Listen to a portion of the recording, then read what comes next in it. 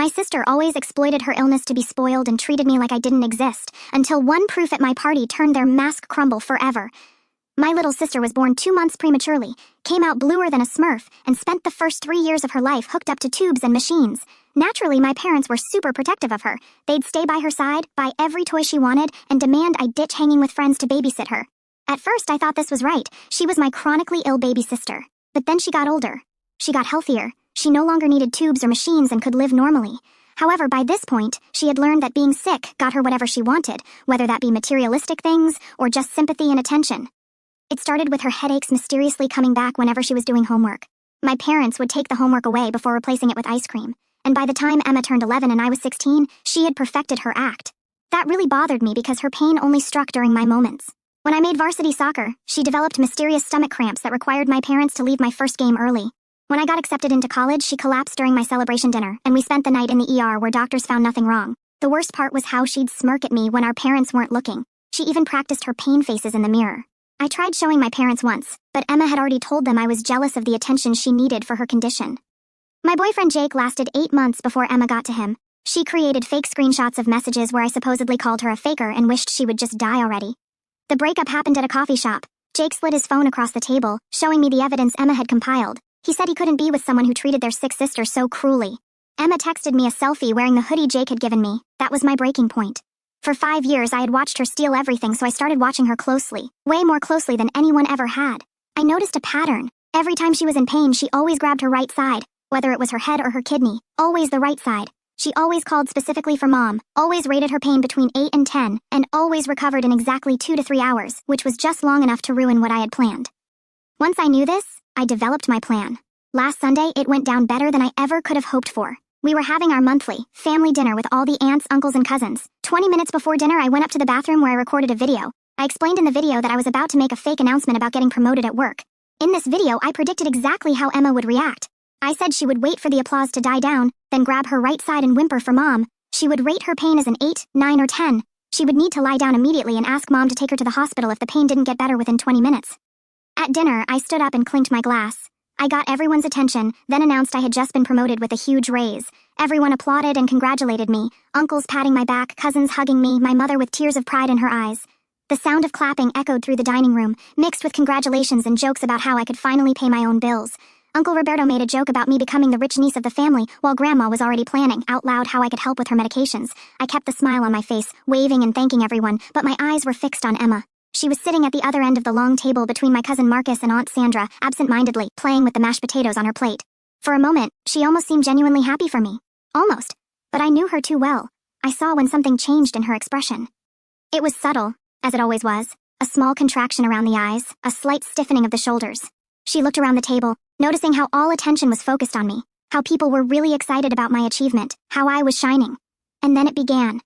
First, she stopped eating. She let her fork drop onto her plate with a low clink that only a few people nearby noticed. Aunt Sandra asked if she was okay, but Emma just shook her head with a forced smile, one of those she used when she wanted to appear brave despite the pain. I continued talking with Uncle Pedro about the details of the promotion, lying shamelessly about responsibilities I didn't have and a salary that didn't exist.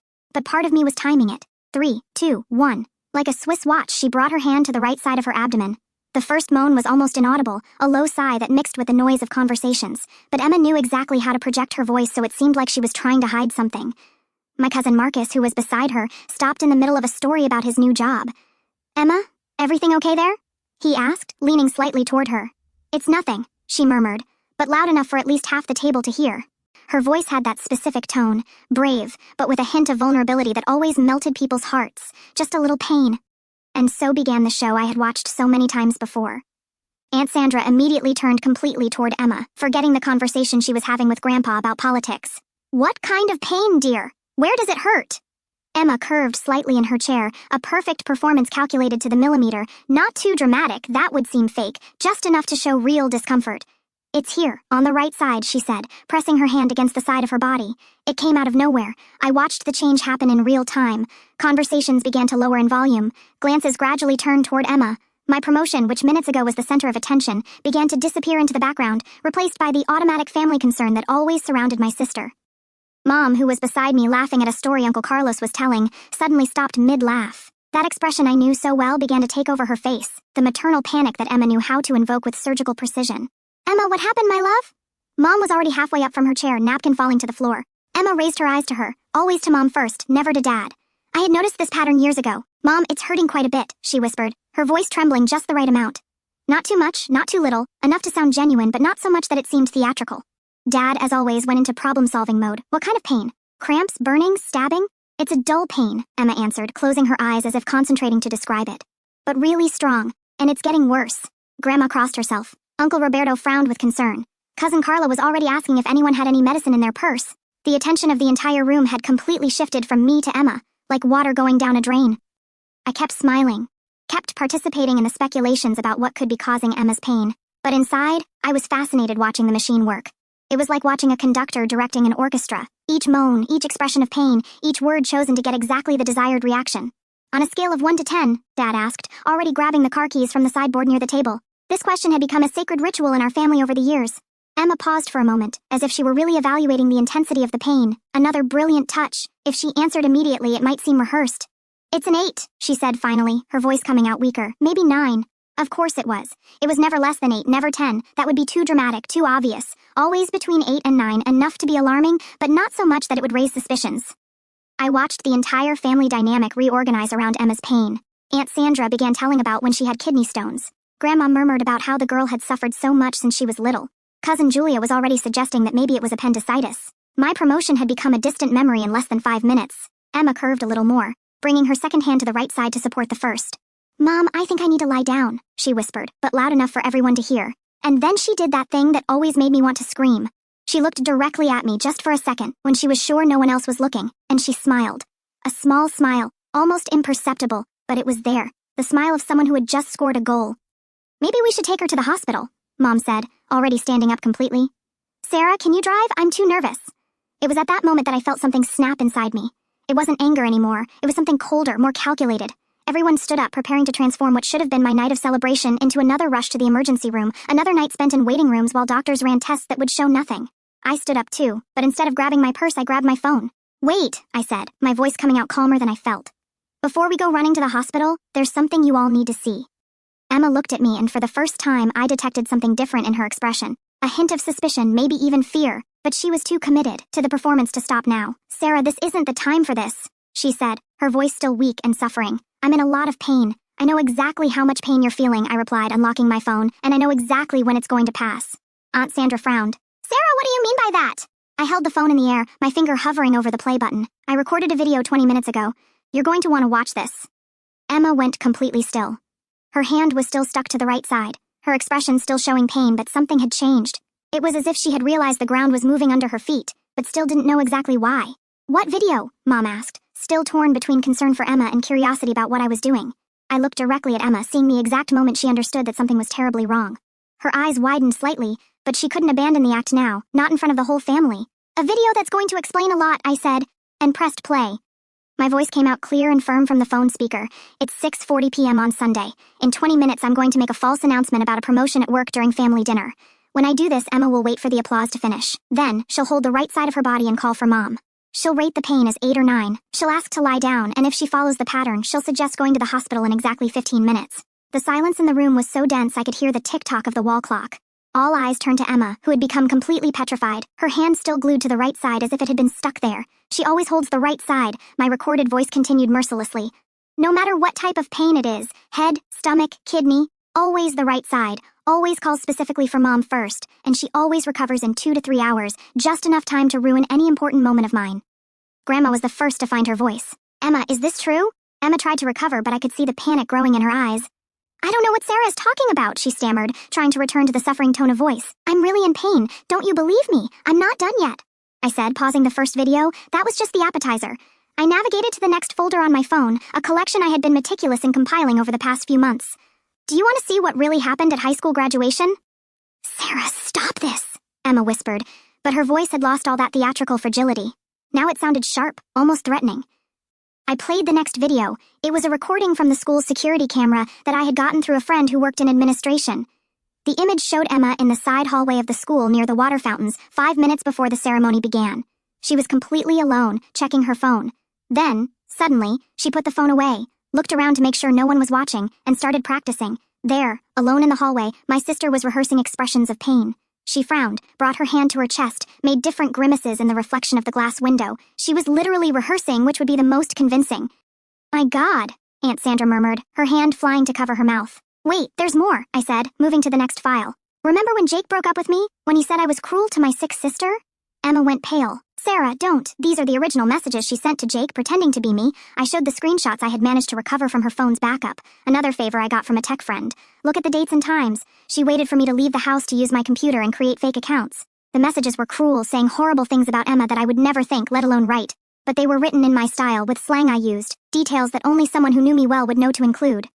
Dad took my phone with trembling hands, reading message by message. His expression grew darker with each line. She even researched my class schedules to know when I wouldn't be home, I continued. She created a fake Facebook profile with my photo, added Jake as a friend, and started sending these messages pretending to be me. When he confronted me about the messages, she pretended to be shocked and said, I must have let someone use my computer. Emma, Mom said, her voice coming out as a broken whisper. This can't be true. But it is, I said, feeling a dark satisfaction watching Emma's house of cards begin to crumble. And there's more, much more. I moved to the next file, an audio recording I had secretly made the previous month. This is Emma on the phone with her friend Beatrice last week. Emma's voice came out clear from the phone. It's really easy, Bea. You just need to know the right spots. Mom gets desperate if I say it's a headache on the right side, but if I say it's in the stomach, she takes longer to react. And it always works better when Sarah is having a good day. Then everyone feels sorry for me and gets irritated with her for being insensitive. Beatrice laughed in the recording. You're terrible, Emma. But your sister really is kind of annoying anyway. She thinks she's better than everyone. Emma continued. She was always the favorite, always had everything easy. At least when I pretend to be sick, I manage to get them to pay attention to me too, and it's fun to see her getting frustrated. The silence that followed was deadly. Emma was white as paper, trembling, and this time, the trembling was real. Emma, Grandma said, her voice loaded with a disappointment that cut through the air. How could you? There's more, I said relentlessly. Do you want to see the video of when she fainted at my 18th birthday party? This time, Emma tried to get up, probably to run away, but Uncle Roberto gently held her by the shoulders. Stay there, Emma. I think you need to hear this. The video showed Emma in the backyard, hidden behind the barbecue grill, 10 minutes before making her big dramatic entrance. She was testing different ways to faint on the grass, checking which angle would be most convincing and least dangerous. She practiced for 15 minutes, my voice narrated in the video. She tested falling sideways, falling forward, falling backward. She chose the side because the grass was softer there. Cousin Carla made a sound that was half-shocked laughter, half-groan of disbelief. Emma, this is sick. It's not sick, I said, finally putting the phone away. It's calculated, systematic. She turned manipulation into an art. Emma finally exploded. Okay, damn it. Do you want the truth? I faked it. I faked it a few times, yes, but you don't understand. The tears started rolling, but now they were different. Tears of anger, of frustration, of someone caught red-handed. Do you think it's easy being perfect Sarah's sister? Sarah the smart one? Sarah the popular one? Sarah who never does anything wrong? Do you know what it's like to grow up in her shadow? So, you decided to sabotage me, I replied coldly. Destroy my relationships, ruin my important moments, make everyone think I'm a cruel and insensitive sister. Because you had everything, Emma screamed, all pretense of being sick completely abandoned. You always had everything. And me? I was just the sister who almost died as a baby. The only way you'd pay attention to me was when I was sick. But you weren't sick, Dad said, his voice low but loaded with deep disappointment. You were lying for years and sabotaging your sister's life in the process, Mom added, tears streaming down her face. Emma, how could you be so cruel? Cruel? Emma laughed, but it was a bitter sound. Do you want to know what's cruel? It's growing up watching your sister get congratulated for breathing while you need to almost die for someone to notice you. You were never almost dying, I exploded, at least not in the last 5 years. You were acting, manipulating, lying. Because it worked, she screamed back. Because it was the only thing that worked. Uncle Roberto slowly stood up from his chair. I think I better leave, he said, clearly uncomfortable with the situation.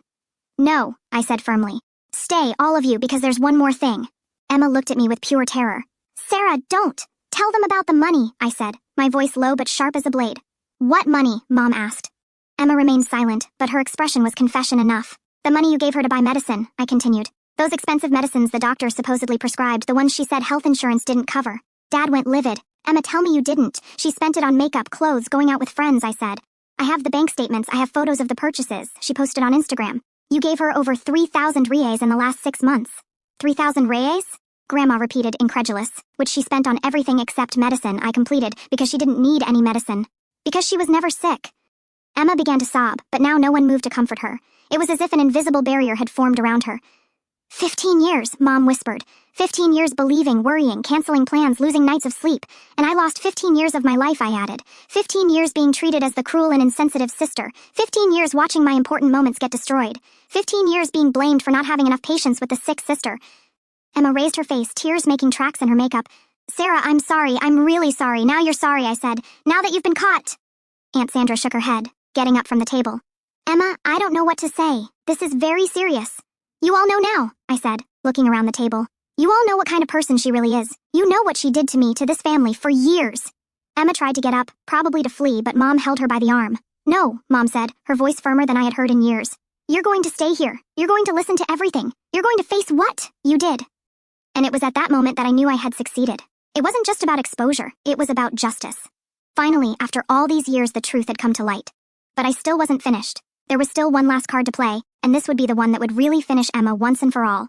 There's one more thing, I said, pulling up a chair and sitting directly in front of Emma. The last piece of the puzzle. Emma looked at me with red and swollen eyes. All the fight had gone out of her. Sarah, please. They understand now. No, they don't understand everything yet, I replied, taking my phone again. Because you still don't know about Mike. The name fell like a bomb in the room. Emma went white as paper. Mike, your ex-boyfriend? Mom asked, confused. But you broke up because he moved to Denver. No, I said, keeping my eyes fixed on Emma. We broke up because my dear little sister hit on him, and he fell for her. Emma started trembling. Sarah, don't show them. Show them the messages you sent him, I said coldly. The photos you sent. What photos? Dad asked, his voice becoming dangerous. Emma here found out that Mike was going to propose to me, I continued, savoring each word. He had told me he wanted to buy a ring. And our dear Emma couldn't let that pass, could she? Emma was practically hyperventilating now. So she started sending messages to him, I said. First, pretending she was worried about me, saying I wasn't ready for marriage. Then, the photos started. I took my phone and showed the screenshots I had gotten from Mike's phone before we broke up. Lingerie photos, provocative photos, messages saying how she always had a crush on him. Aunt Sandra made a sound of disgust. Emma, that's so low. And it worked, I continued. Mike started responding. They started meeting in secret. She would pretend to have medical appointments to go to his apartment. Oh my God, Grandma murmured, covering her face with her hands. But you know what the most pathetic part is? I laughed bitterly. She only gave up on him when she saw I was coming out on top even after the breakup, when she saw I got that incredible job, that I was happy alone, that I wasn't destroyed like she expected. Emma finally found her voice, but it was just a broken whisper. Sarah, I'm sorry. You what, Emma? I exploded. You're sorry? You were confused? You were sick? I got up from the chair and stood in front of her, feeling years of anger finally finding its voice. No, you simply can't see me happy. You can't see me having something you don't have. You want to be me, Emma. But here's the truth that's going to hurt more than any lie you've ever told. The room was in absolute silence. All eyes were on me. You'll never be me. You'll never even come close. You can't even be the dirt under my shoe that I stepped on last week. Emma sobbed, but I wasn't finished. Because you know what the difference between us is? When I want something, I work for it. I deserve what I have. You only know how to destroy, lie, manipulate. You're an empty person desperately trying to steal someone else's life because you don't have the courage to build your own. Sarah, please, Emma whimpered. Please, nothing, I screamed. You destroyed 3 of my relationships. 3! Jake with the false messages, Tyler when you lied that I was cheating on him, and now Mike. 3 men I loved that you drove away from me because you can't stand to see me happy. Dad stood up, his face distorted with anger. Emma, is this true? Emma couldn't even speak, just cried. And you know what Mike told me when I confronted him? I continued, mercilessly. He said you told him I never really loved him, that I was just using him until I found someone better, that you knew the real side of me. That's not true, Emma finally screamed. Of course it's not true, I exploded back. But you planted the seed of doubt in his head. You seduced him when he was vulnerable. You destroyed the most serious relationship I ever had because you can't stand that someone loves me more than they love you. Uncle Roberto got up from the table. I can't anymore. Emma, this is sick. Sick is an understatement, said Aunt Sandra, shaking her head. This is psychopathic. One by one, people started getting up. But before they could leave, I raised my voice again. Wait, I want all of you to look at her closely. Emma was hunched over in the chair, crying like a child. Look closely at the girl you protected, that you spoiled, that you let torture me for years. Look at the monster you created. Sarah, Mom tried to interrupt. No, I cut her off. You're going to hear this. You're going to hear everything. I turned to Emma again. Do you want to know why you'll never be me? Because I have something you'll never have. I have character. I have dignity. When I make mistakes, I own up to them. When I want something, I earn it with honor. You're a pathetic faker who needs to steal crumbs from my life to feel relevant. You're so small, so insignificant, that the only way you find to exist is by destroying other people. Emma was shaking violently now. And now everyone knows, I said. Everyone sees you for what you really are, a liar, a manipulator, an empty person who spends her whole life trying to be someone she'll never be. I turned to the family. And you? You who always took her side? Who always made me feel like the villain? I hope you're proud because this is the daughter, the granddaughter, the niece you raised. Grandma was crying. Sarah, we didn't know. Of course you didn't know, I replied coldly. Because you never wanted to know, it was easier to believe I was the bad sister than to admit your little darling was a demon. I looked at Emma one last time. She seemed to have shrunk in the chair, small and pathetic. Congratulations, Emma, you finally got what you always wanted. You're the center of attention, everyone is looking at you. I made a dramatic pause. Too bad it's for all the wrong reasons. I grabbed my purse and walked toward the door. Oh, and Emma, when you're alone in your room tonight crying about how your life fell apart, I want you to remember something. I turned to look at her one last time. You did this to yourself. Every lie, every manipulation, every moment of pure evil, you chose this, and now you're going to live with the consequences. Where are you going? Mom asked, tears streaming down her face. Away from here, I replied. Away from this toxic family, this sick dynamic, and especially away from her. I pointed at Emma without even looking in her direction. I'm going where I should have gone years ago. I'm going to build a life where people like her can't reach me. The door slammed behind me, but not before I heard Emma start screaming. Not from fake pain this time, but from real agony. The agony of finally having to face who she really was. And for the first time in years, the sound of her pain didn't make me feel guilty. It made me feel free. But finally, I handed them the proof that shattered the mask they'd hidden behind for years, and for the first time, they had nothing to say. So, am I really the asshole here?